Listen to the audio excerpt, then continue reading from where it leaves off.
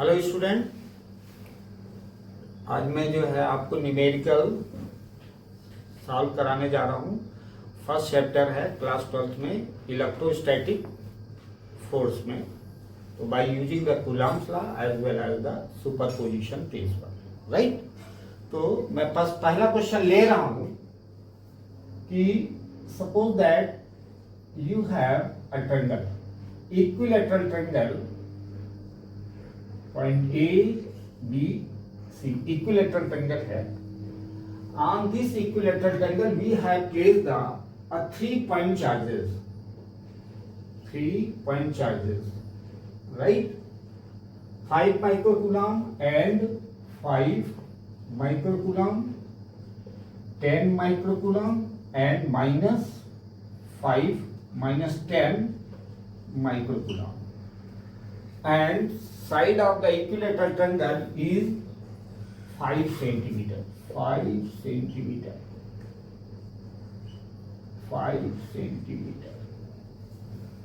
Calculate the net electrostatic force at the vertex A.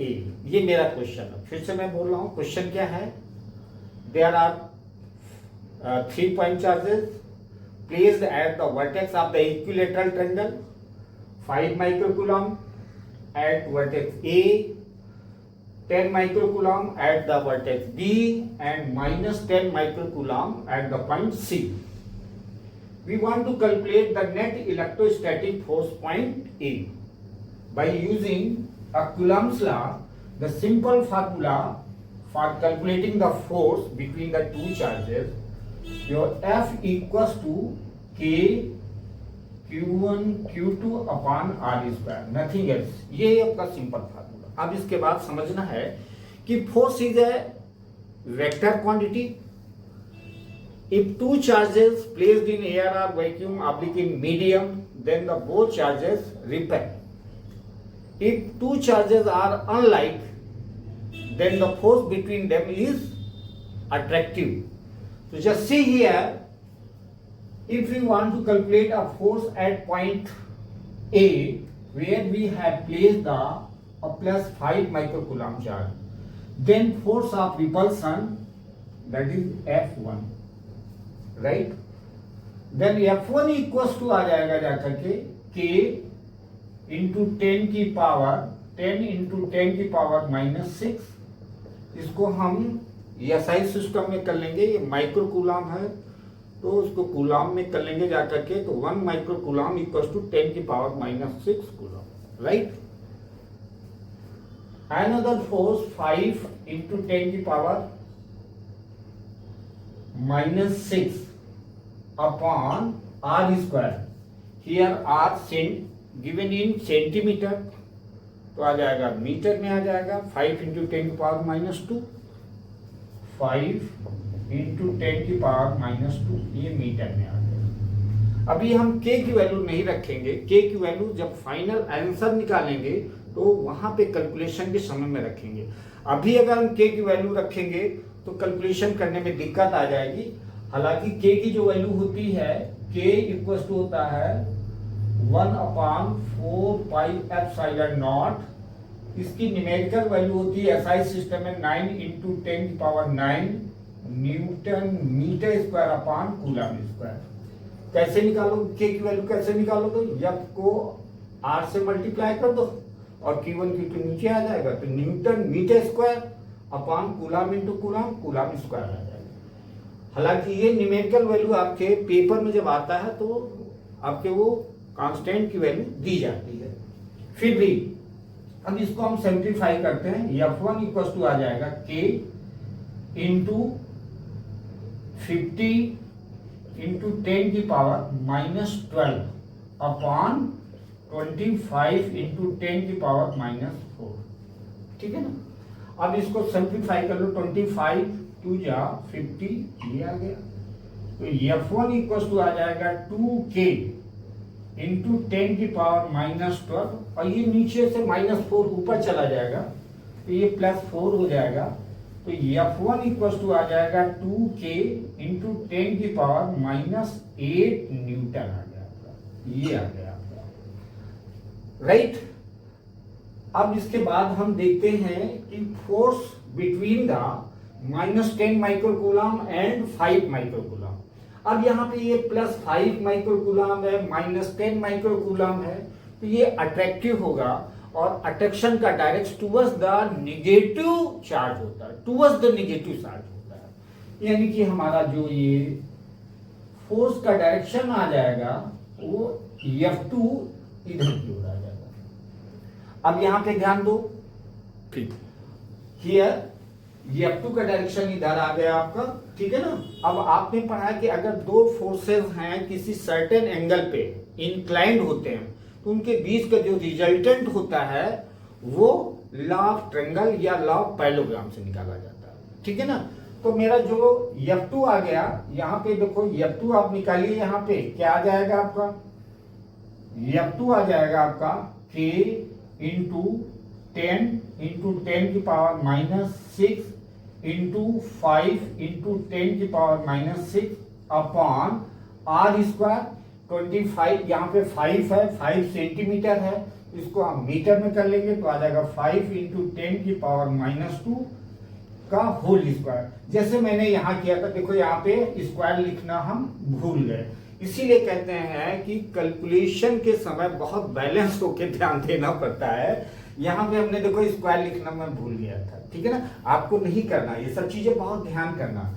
तो F2 equal to, अब ध्यान दो यहाँ पे आपका 10 माइक्रोकूलम मैग्नीट्यूड में देखते हैं तो यहाँ भी 10 माइक्रोकूलम 5 है, यहाँ भी 10 है, 5 है, यानी कि F1 का जो मैग्नीट्यूड है वही F2 का मैग्नीट्यूड होगा, तो उसको बार बार कैलकुलेट करने की जरूरत नहीं है।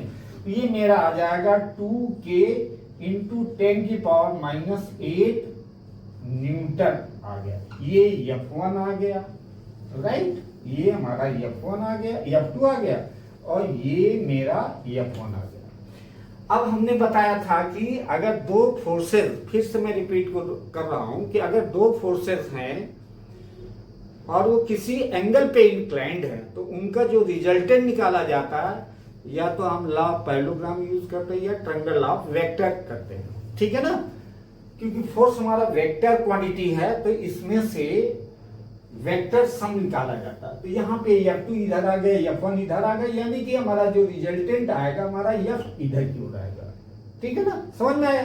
अब F निकाल लेते हैं, तो इसके लिए हमारा F क्या होता है, जैसे वहां पे पढ़ा था, ट्रायंगल लॉ में पढ़ा था ना कि R equal to √P², √P² plus Q² plus 2PQ cos theta, right, ये था। तो हमारा यहाँ पे P क्या है, F1 है, Q क्या है हमारा F2 है, तो हमारा net force F equal to आ जाएगा √F1² plus F2² plus 2F1 F2 cos theta. अब ध्यान देने वाला है कि cos थीटा कितना होगा। ये हमारा इक्विलेटरल ट्रायंगल है, तो इक्विलेटरल ट्रायंगल के तीनों जो एंगल होते हैं वो 60 डिग्री के होते हैं। कारण क्या है, क्योंकि जो इक्विलेटरल ट्रायंगल होता है उनके तीनों कोणों का सम, एंगल का सम 180 डिग्री होता है, ठीक है ना।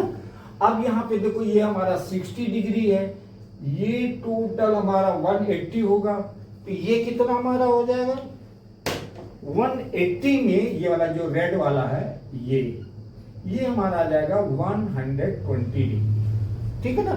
अब इसकी वैल्यू रख देते हैं, तो F इक्वल टू आ जाएगा √, ध्यान दो यहाँ पे 2K इंटू 10 की पावर -8 का whole square plus 2K into 10 की पावर -8 का होल स्क्वायर। फिर इसके बाद यहाँ पे आ जाएगा प्लस, √, में है, आ जाएगा आपका 2 इंटू F1 यानी 2K इंटू 10 की पावर -8, ये आ जाएगा 2K इंटू 10 की पावर -8 cos 120। cos 120 की वैल्यू कितनी होती है -1/2।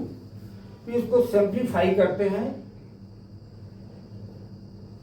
ये लगाया √, इसका होल स्क्वायर करेंगे तो आ जाएगा 4K² इंटू 10 की पावर -8 का स्क्वायर कितना आ जाएगा? -16 आ जाएगा, -16 आ जाएगा, ठीक है ना।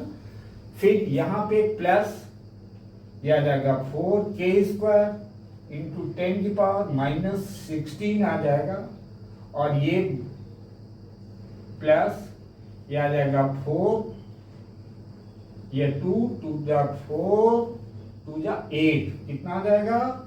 8 आ जाएगा। 8k² इंटू cos 180 की वैल्यू होती है -1/2, तो ये आ जाएगा -1/2। ध्यान दो, अब ठीक है, तो यहां पे देखो 8k² इंटू -1/2, और ये पावर भी कर लो ना, ये 10 की पावर -16 ये आ गया, ठीक है ना। अब ध्यान दो, यहां पे f इक्वल टू क्या आ गया आपका? 4k²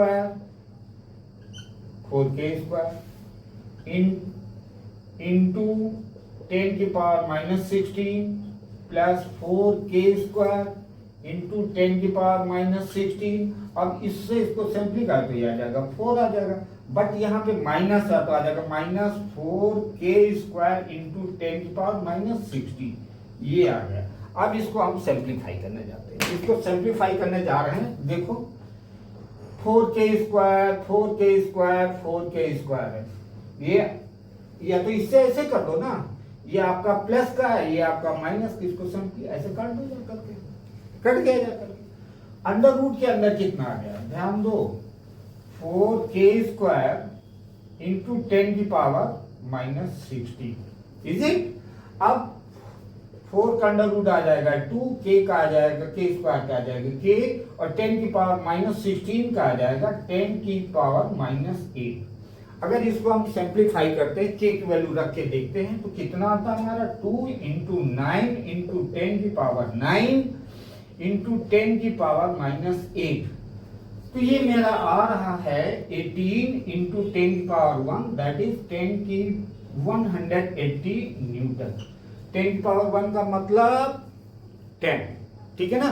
तो ये हमारा नेट फोर्स आ गया। अब इसी में सेकेंड पार्ट पूछता है, हालांकि क्वेश्चन में नहीं पूछा गया है कि रिजल्टेंट फोर्स का डायरेक्शन क्या होगा, ये भी पूछ सकता है। तो अब ये जो रिजल्टेंट फोर्स F है, वो F1 से भी पूछा जा सकता है और F2 से पूछा जा सकता है।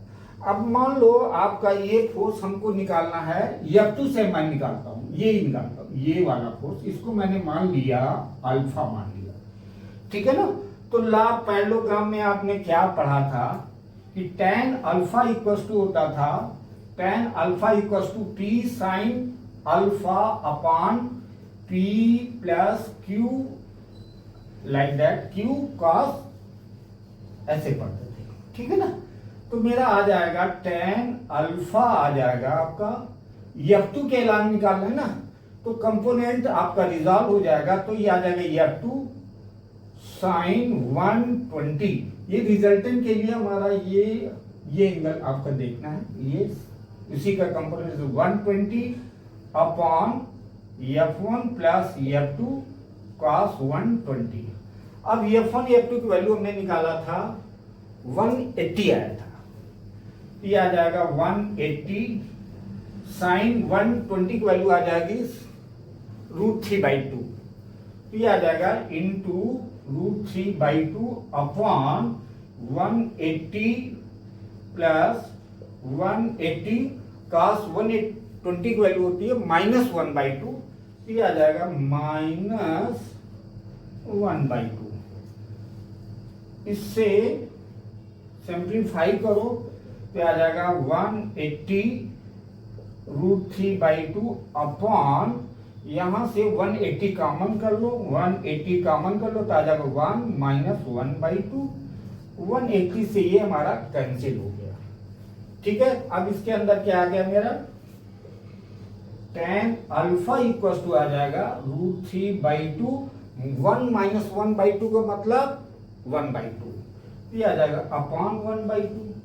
इसको सॉल्व करें, ध्यान दो, tan alpha equal to √3/2 into 2/1, ये 2 से 2 कैंसिल हो गया, तो मेरा अल्फा आ गया आ जाएगा tan इनवर्स रूट 3 और tan इनवर्स रूट 3 की वैल्यू होती है 60 डिग्री, तो आ जाएगा आपका 60 डिग्री। ये हो गया हमारा पहला क्वेश्चन।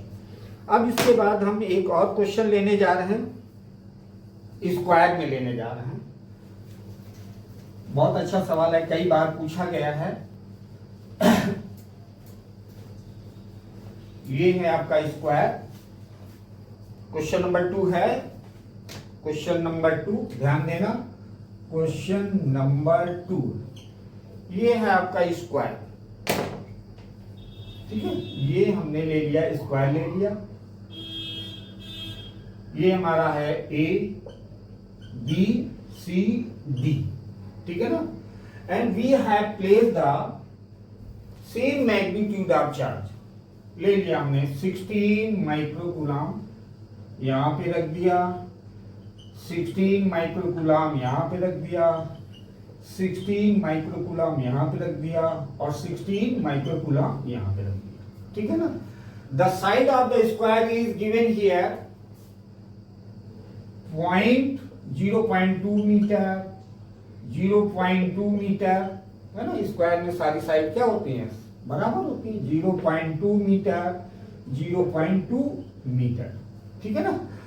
कैलकुलेट द नेट, ये मेरा question, calculate the net electrostatic force at point, कहां पे निकालो, चाहे यहां पे निकाल लो या तो यहां पे निकालो, जहां इच्छा हो वहां निकाल लो। मैं डी पे निकाल रहा हूं, calculate the point at D, ये है आप लोग, ठीक है ना। अब ध्यान दो, 16 माइक्रोकूलम, 16 माइक्रोकूलम, ये भी है, ये भी है, both are like charges repel to each other. ये आ जाएगा हमारा फोर्स, इधर आ जाएगा F1 आ जाएगा, यहां से इसको हटाते हैं, ठीक है ना। इसके लिख देते हैं 16 माइक्रोकूलम। इसके बाद ये वाला देखो 16 माइक्रोकूलम, 16 माइक्रोकूलम, ये आ जाएगा, ये हमारा F2 आ जाएगा। इसके बाद ये 16 माइक्रोकूलम, ये 16 माइक्रोकूलम, ये भी रिपल कर जाएगा, ये आ जाएगा F3 आ जाएगा। अब यहाँ पे देखो हमारा F1 है, F2 है, F3 है। अभी ट्रायंगल वाले में हमने देखा था दो फोर्सेस इंक्लाइंड रहते थे तो रिजल्टेंट निकाल देते थे, ट्रायंगल ऑफ वेक्टर एडिशन से निकाल देते थे। अब यहाँ पे हमारा एक फोर्स F1 है, यहाँ पे एक फोर्स F2 है, यहाँ पे एक फोर्स F3 है, तो रिजल्टेंट कैसे होगा। तो इसके लिए क्या होता है कि F2 जो है, जो दोनों फोर्सेस के बीच में गया है, उसका रेक्टेंगुलर कंपोनेंट निकालेंगे, ठीक है ना।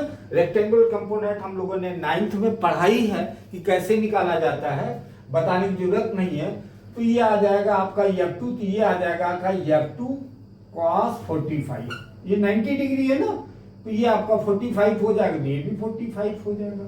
तो ये आ जाएगा हमारा F2 cos 45, ये इसका बेस कंपोनेंट होगा, और ये हमारा आ जाएगा F2 sin 45, जिसको कहते हैं परपेंडिकुलर कंपोनेंट, ठीक है ना।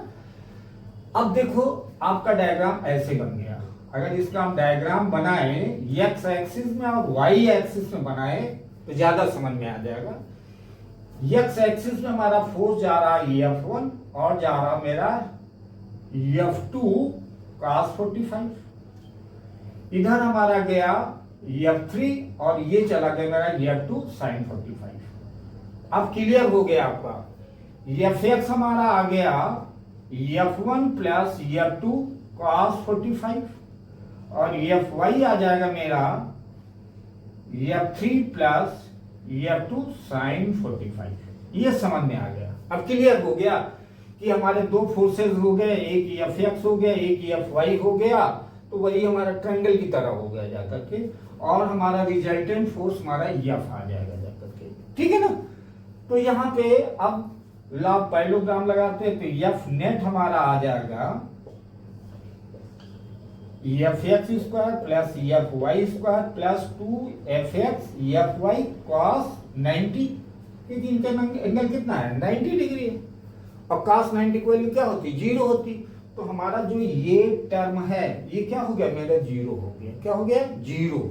तो F हमारा आ जाएगा under root Fx square plus Fy square, ये हमारा आ गया। अब एफ एक्स को कैलकुलेट करना, एफ वाई को कैलकुलेट करना, इसके लिए सबसे पहले हम एफ वन निकालेंगे, फिर उसके बाद एफ थ्री निकालेंगे, फिर एफ टू निकालेंगे, फिर एफ टू cos 45 और एफ टू sin 45 निकालेंगे और सॉल्व करते हैं। यही कैलकुलेशन है, फार्मूला तो आसान है। सबसे पहले हम निकाल लेते हैं, स्टेप में मार्किंग होती है। बोर्ड में 3 नंबर के क्वेश्चन के लिए 6 स्टेप में दिया जाता है आपको, तो आप क्वेश्चन को डायरेक्ट नहीं सॉल्व कीजिएगा उसको, क्योंकि वहां पे दिया रहता है, जो एसएम रहता है ना, मार्किंग जो हमारी कंप्यूटर में मार्किंग सिस्टम है, वहां पे पार्ट है। आप ये पोर्शन लिखा तो आधा नंबर, ये पोर्शन लिखा तो आधा नंबर, ये पोर्शन लिखा तो आधा नंबर। वो लड़के बहुत प्रॉब्लम में आ जाते हैं जो डायरेक्ट कर देते हैं, वो स्टेप ही नहीं करते हैं, तो उनको स्टेप है ही नहीं। जब स्टेप नहीं है तो उनको नंबर नहीं मिलता। इसीलिए लड़के कहते मेरे नंबर का मैं आंसर सही है, स्टेप नहीं है इसलिए नहीं होता है। ठीक है ना, ध्यान दो। सबसे पहले हम F1 निकालेंगे। F1 आ जाएगा हमारा K, फार्मूला वही है, F इक्वल टू आ जाएगा K Q1 Q2 upon R²। ध्यान देना। अब यहाँ पे K लिख दो, K लिख दिया। Q1 कितना 16 है, 10 की पावर -6 है। फिर इसके बाद 16 है, 10 की पावर -6 है, अपॉन डिस्टेंस कितना 0.2 है, यानी कि 0.2 का मतलब हुआ 0.04। ठीक है ना, ये आ गया आपका। और इसको सॉल्व करते हैं तो 16 का पड़ा रहने दो K, क्योंकि अभी नीचे 4 है ना, तो इससे सॉल्व होगा 16 इंटू 16 इंटू 10 की पावर -12, कितना है -12, अपॉन ये आ जाएगा 4 इंटू 10 की पावर -2। इसीलिए बोल रहे हैं कि 16 को ना सॉल्व करो। तो ये आ गया आपको, इससे कर दे तो ये आ गया आपका 4 आ गया। मेरा F1 कितना आ गया जाकर के 16 4 जा 64, कितना आ गया 64। तो आ जाएगा 64K इंटू 10 की पावर -12, और ये नीचे वाला -2 है ना, ऊपर चला जाएगा तो आ जाएगा आपका +2 आ जाएगा। तो F1 मेरा आ जाएगा जाकर के 64। आप K की वैल्यू रख दो, K की वैल्यू रख देते हैं तो ये आ जाएगा, या पढ़ा रहने दो, जब फाइनल कैलकुलेशन करेंगे वहीं पे रखेंगे, नहीं तो दिक्कत आ जाएगा। इंटू 10 की पावर -10 आ गया। ये मेरा न्यूटन में आ गया। किसमें आ गया? न्यूटन में आ गया। F1 आ गया। अब ध्यान दो, दिमाग लगाओ। F3 जो हमारा F3 भी तो 16 और 16 के बीच में है, और डिस्टेंस हमारा 0.2 है। इसका मतलब मेरा F3 भी इतना ही आ जाएगा, 64K इंटू 10 की पावर -10 न्यूटन। F1 आ गया मेरा, F3 आ गया। अब F2 निकालते हैं तो F2 क्या आ जाएगा जाकर के K 16 इंटू 10 की पावर -6, 16 इंटू 10 की पावर -6 अपॉन ये डिस्टेंस देखो, ये 0.2 है, ये 0.2 है, तो डायगोनल कोई राइट ट्रायंगल है, और राइट ट्रायंगल के दो साइड आपके, ये भी साइड है, ये भी साइड है आपका, तो डायगोनल क्या होता है, जो हाइपोटेन्यूज क्या होता है आपका A√2। A कितना है यहाँ पे 0.2, √2 लगा देते हैं।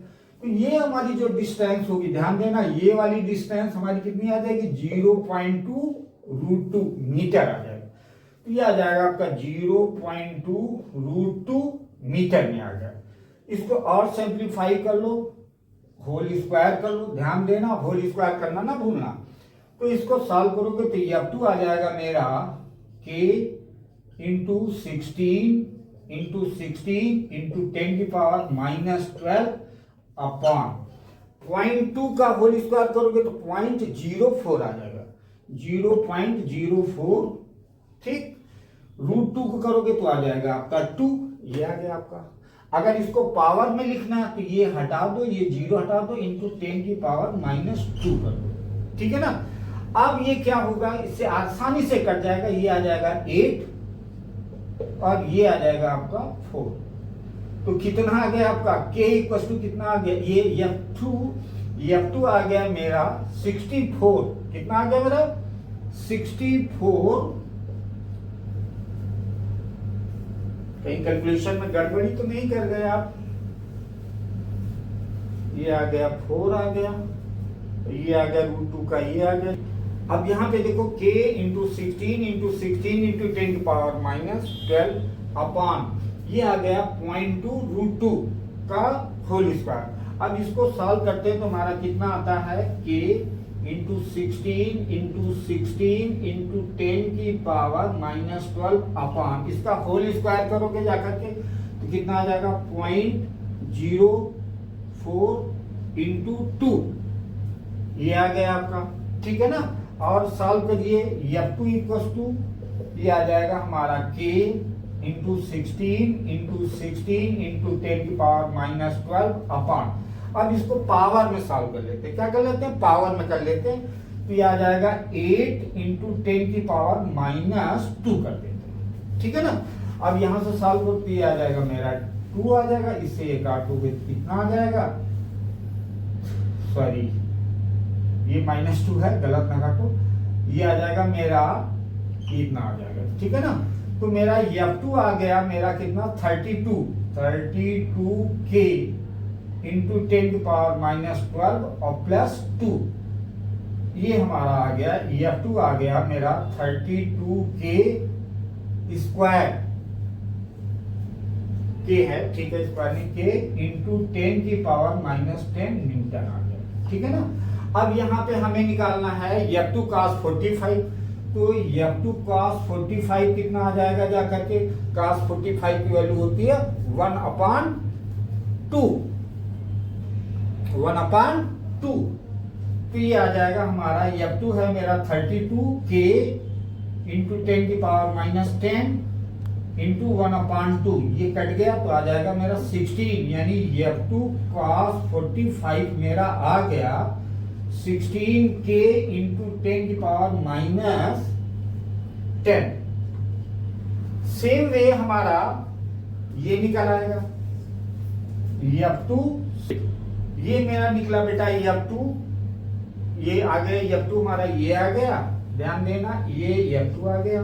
अब हमें निकालना F2 cos 45, F2 cos 45 ये 32k, अच्छा 1/√2 होता है बेटा, 1/√2 आ गया, तो ये हमारा आंसर ये कितना आ जाएगा मेरा 32, इसको कट नहीं करेंगे, 32k इंटू 10 की पावर -10, जैसे इधर आ रहा था आपको कैलकुलेट किया, यहाँ पे कितना आया था आपका 10, हाँ, अपॉन √2 आ गया ना।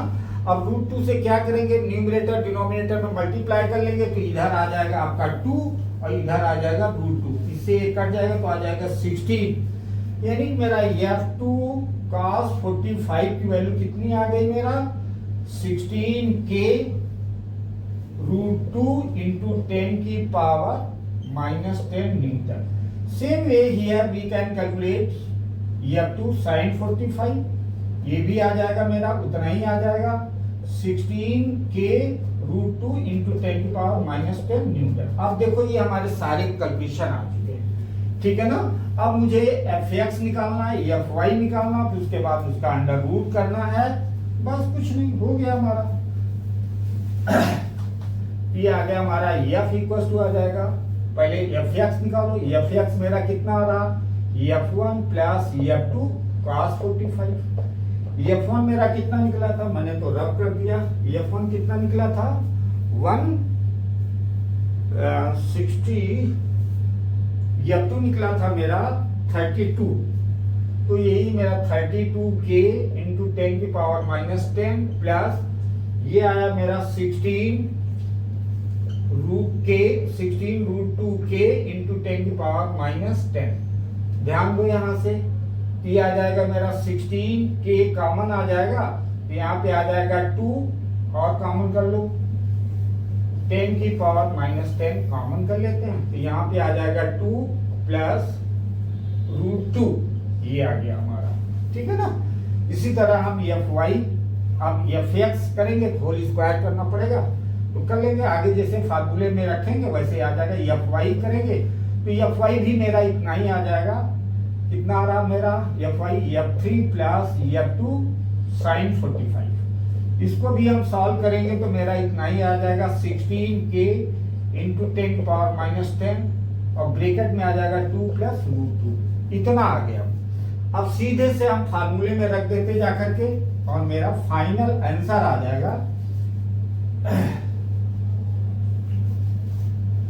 इसको सॉल्व कर देते जाकर, तो एफ नेट हमारा आ जाएगा, फार्मूला ये बन जाएगा F X square plus F Y square plus 2 F X F Y cos 90, ये फैक्टर मेरा 0 हो जाएगा। ठीक है ना।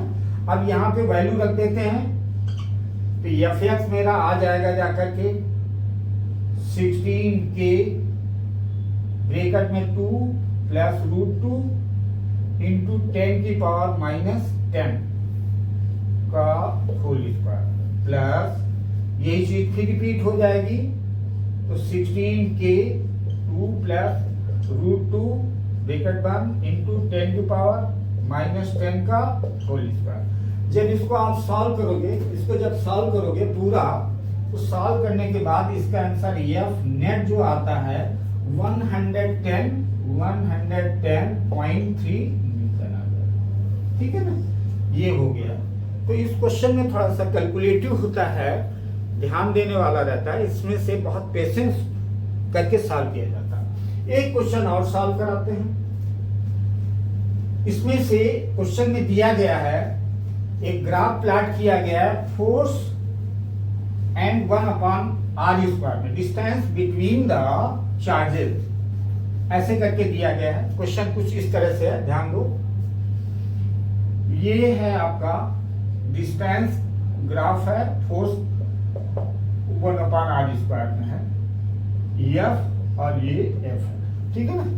यहां पे दिया गया है चार्ज के कोऑर्डिनेट दिए गए हैं Q1 Q2, ये दिया गया, और ये जो चार्ज का प्रोडक्ट दिया बेटा, ये आपका 30 डिग्री है, और दूसरा आपका चार्ज दिया गया है Q2 Q3, ये दिया गया आपका, और ये एंगल आपका 60 डिग्री। इसमें पूछा गया है कि find out the ratio of Q1/Q3, ये पूछा गया। ध्यान दो, बहुत मजेदार है सवाल, ये अच्छा लगता है सवाल सॉल्व करने में, है ना। तो हमने क्या पढ़ा है, force is directly proportional to product of their charges and inversely proportional to square of the distance, यही तो पढ़ा है। अब यहाँ पे देखो क्या है आपका, इसको ड्रा कर दो, ये आपका F1 हो गया, ये आपका F2 हो गया। तो मेरा F1 क्या आ जाएगा, ये थीटा है ना, tan थीटा यानी tan 30 इक्वल्स टू, इसको O कर लो, ये A कर लो, ये B कर लो, ये C कर लो, तो tan 30 इक्वल्स टू क्या आ जाएगा, AB/OA।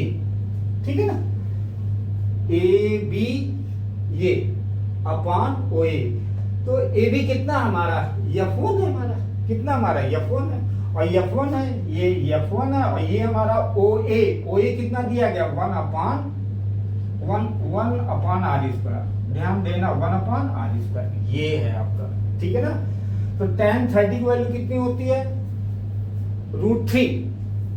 tan 30 की वैल्यू कितनी होती है, √3। ये आ जाएगा हमारा √3, ये आ जाएगा Q1 Q2 अपॉन, हाँ, तो tan 30 equals to AB/OA, that is F1/1/r²। अब यहाँ पे tan 30 की वैल्यू 1/√3 है, Q1 Q2 upon r², total upon 1/r², 1/r²। तो यहाँ पे आ जाएगा 1/√3, इससे ये कट गया, तो हमारा आ जाएगा Q1 Q2, ये आ गया, ये हमारा बन गया जाके इक्वेशन नंबर 1 बन गया।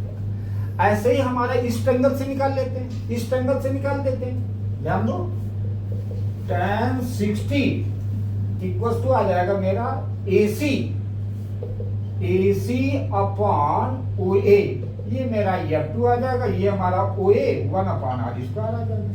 tan 60 की वैल्यू होती है √3, कितनी होती है, √3 इक्वल्स टू, ये आ जाएगा F2 मेरा है Q2 Q3 upon r², total upon 1/r²। इससे ये कट गया आपका, तो मेरा कितना आ गया जाकर के Q2 Q3 ये आ जाएगा √3 आ जाएगा। ये इक्वेशन नंबर 2 आ गया। दोनों को डिवाइड कर देते हैं, इक्वेशन नंबर 1 डिवाइडेड बाई 2, तो हमारा रेशियो निकल आएगा। ठीक है ना, समझ में आएगा नहीं है? अगर पहले इक्वेशन को दूसरे इक्वेशन से डिवाइड कर देते हैं तो देखो क्या होगा, Q1 Q2 upon Q2 Q3 और Q1 Q2 मेरा कितना है तो 1/√3 1/√3 अपॉन ये कितना है √3 आ जाएगा, ये आ जाएगा √3।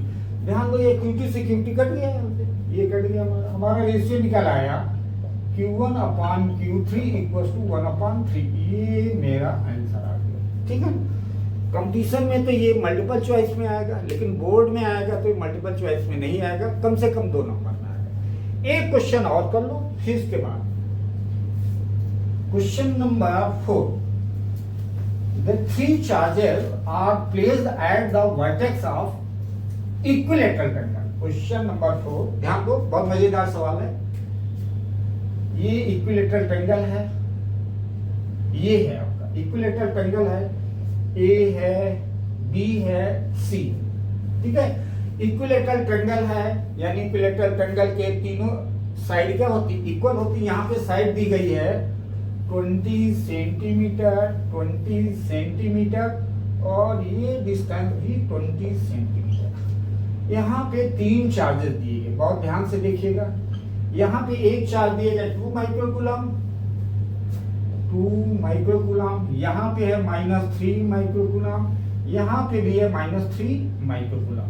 ठीक है, क्वेश्चन क्या कह रहा, एक इक्विलेटरल ट्रायंगल है, इसके तीनों वर्टेक्स में 2 माइक्रोकूलम, -3 माइक्रोकूलम और -3 कूलम चार्ज रखा है। क्वेश्चन ये पूछ रहा है कि BC के मिड पॉइंट में कौन सा चार्ज और कितना चार्ज, मैग्नीट्यूड और किस नेचर का चार्ज रखा जाए कि जिसकी वजह से हमारा चार्ज जो A है वो इक्विलिब्रियम में रहे। कहने का मतलब कि न चार्ज नीचे की हो रहा है न चार्ज ऊपर की हो जाए, इक्विलिब्रियम में रहे। क्या मतलब हुआ समझिए, यहां पे हमने चार्ज ले लिया, Q रख दिया, इसकी डिस्टेंस बेटा कितनी हो जाएगी 10 सेंटीमीटर, इसकी डिस्टेंस कितनी हो जाएगी 10 सेंटीमीटर। इसको ज्वाइन कर लेते हैं, अगर ये 10 सेंटीमीटर है, ये 20 सेंटीमीटर की, ये डिस्टेंस निकल आएगी जाकर पाइथागोरस थ्योरम से।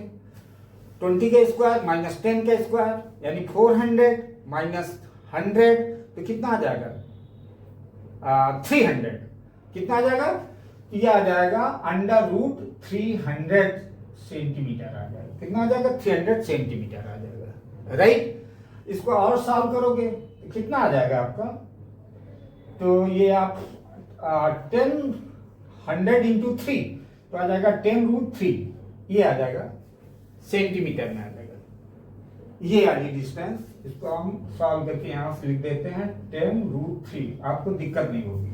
ठीक है ना, समझ में नहीं है, पाइथागोरस थ्योरम से निकल आएगा जा करके। ओके, अब सॉल्व करते हैं, क्वेश्चन को सॉल्व करते हैं।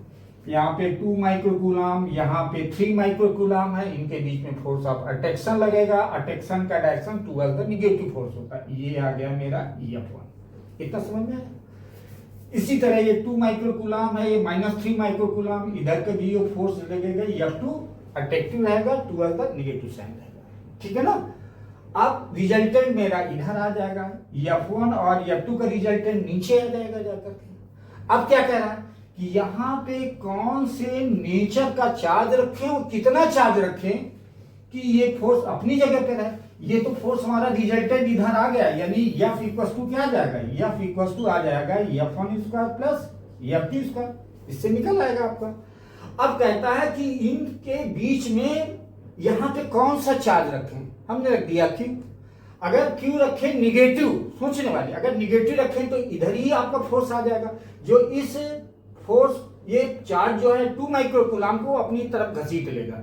ये नहीं कह रहा कि कौन सा चार्ज रखा जाए जिसकी वजह से ये फोर्स जो है इस पे लगे और जितना फोर्स इधर लगे उतना ही फोर्स इधर लगे, यानी कि इक्विलिब्रियम में हो जाए। इसका मतलब हुआ कि ये जो हमारा फोर्स F1² प्लस F2² बराबर आ जाए, हमारा F' के बराबर आ जाए। क्या आ जाए, F' के बराबर आ जाए। अब यही हमारा यही फंडा है, इसी से अपना सॉल्व करते हैं।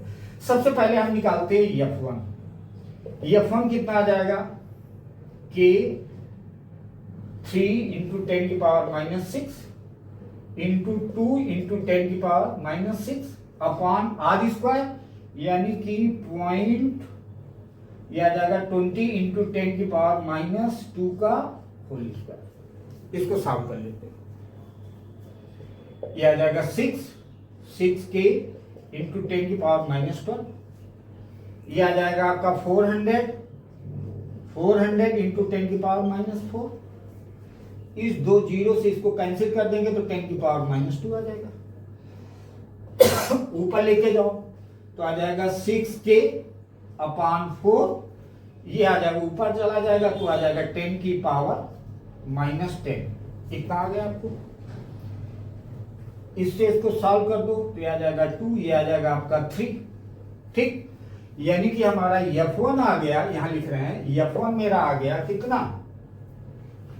3/2 k इंटू 10 की पावर -10 न्यूटन। ये आ गया आपका F1 आ गया। F2 उतना ही आएगा आपका, क्योंकि मैग्नीट्यूड यहाँ 3 माइक्रोकूलम था, यहाँ भी माइक्रोकूलम था, यहाँ 2 था, तो इसके लिए भी 2 है। यानी कि मेरा कहने का मतलब हमारा F2 भी इतना ही आ जाएगा, 10 की पावर -10 न्यूटन आ गया। ठीक है ना? F निकाल लेते हैं। F हमारा डैश, F डैश कितना आ जाएगा आपका इन दोनों के बीच में? P आ जाएगा आपका, हमने लिख दिया K, यहाँ पे हमने चार्ज लिया Q इंटू 2 इंटू 10 की पावर -6 इंटू 10 की पावर, डायरेक्ट माइक्रो में रखिएगा, है ना?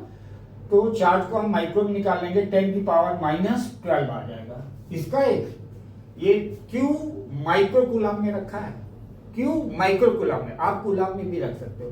हम इसलिए रख रहे हैं कि दोनों Q1 Q2 आपके माइक्रो में, तो इसलिए मैंने रख दिया। ठीक है, और कोई दिक्कत वाली बात? अब इसका होल स्क्वायर कर देंगे तो आ जाएगा 10√3 का, अच्छा ये हमारा सेंटीमीटर में है ना, तो इसको हम मीटर में कर लेते हैं तो 10 की पावर -2 मीटर आ जाएगा होल स्क्वायर। ये समझ लो क्या आ गया मेरा, F1 आ गया, F2 आ गया, F डैश आ गया। अब इस इक्वेशन पे रख देना आपको। तो यहां पे हम रखते जाकर के तो क्या आ जाएगा जाकर के आपका √3/2 k इंटू 10 की पावर -10 का whole square plus 3/2 k into 10 की पावर -10 का whole square is equal to कितना है F डैश, ध्यान दो यहाँ पे, तो आ जाएगा आपका 2kq इंटू 10 की पावर, ये -4 है ना, ऊपर चला जाएगा तो, और ये 100 आ जाएगा तो वो पावर हमारा इतना ही आ जाएगा, 10 की पावर -10 आ जाएगा, 10 की पावर -10 अपॉन ये आ जाएगा आपका 100 है, √3 है, तो कितना आ जाएगा? √3 आ जाएगा। कितना आ जाएगा? √3 आ जाएगा। ठीक है ना? इसको सिंप्लीफाई करते हैं क्या? ठीक है ना, आप कर लेंगे। अब इसको जब सॉल्व करोगे, इसका अंडर रूट हटाओगे तो इसका होल स्क्वायर कर दोगे। जब इसको हम सॉल्व करते हैं तो हमारा चार्ज का वैल्यू कितना आता है? ये जो चार्ज की वैल्यू आती है, इसको जब सॉल्व करोगे ना तो चार्ज की वैल्यू आ जाती है हमारी 3.9 माइक्रोकूलम, कह रहे थे ना ये। ठीक है ना? अभी यहाँ पे तुम्हारा जो चार्ज रखा हुआ है, ठीक है ना, हम माइक्रोकूलम कर देते हैं। समझ में आया? तो आज बेटा यही सवाल थे आपके सामने, मैंने रखे हैं। जहां पे भी आपको दिक्कत आए उसको आप कमेंट बॉक्स में जा करके, आपको चैनल मालूम है, इस चैनल पे आप देख ही रहे हो, वहां पे जाके कमेंट डालोगे तो जो आपके वो है सर वो हमको बताएंगे कि ये प्रॉब्लम आई, तो मैं आपको दूसरे दिन, अब पर डे मैं आपको न्यूमेरिकल सॉल्व करके दूंगा। ठीक है ना? जैसे मैं कल सॉल्व करूंगा आपको इलेक्ट्रोस्टैटिक में, फिर अगले दिन मैं सॉल्व करूंगा पोटेंशियल में। तो इसको आप ध्यान दो और अपनी डिमांड बताना। ठीक है ना? बाकी क्वेश्चन सॉल्व करने के लिए मैंने बोला है पेशेंस की जरूरत होती है। ठीक है? Thank you.